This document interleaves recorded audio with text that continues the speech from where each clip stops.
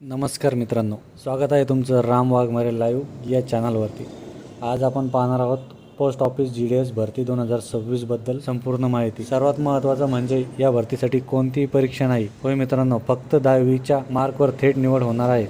पदे कोणती आहे त्याच्यामध्ये? ब्रांच पोस्ट मास्टर BPM म्हणून एक पद आहे, assistant branch post master ABPM म्हणून एक पोस्ट आहे, डाक सेवक म्हणून एक तिसरं पद आहे। आणि तसे त्यामध्ये शैक्षणिक पात्रता फक्त 10वी आहे। 10वी पासवर आपण हा फॉर्म भरू शकतो। बेसिक कम्प्युटर ज्ञान पाहिजे, सायकल चालवता येणे आवश्यक आहे। त्याच्यामध्ये वयोमर्यादा यामध्ये आहे 18 ते 40 वर्षे। आरक्षणानुसार सूट पण मिळते। त्यामध्ये बघा पगार काय असेल, पगार त्यामध्ये BPM पदासाठी पगार असणारे 12,000 ते 29,000 आणि ABPM प्लस डाक सेवक या पदासाठी 10,000 ते 24,000। निवड प्रक्रियेमध्ये कोणत्याही प्रकारची लेखी परीक्षा नाही।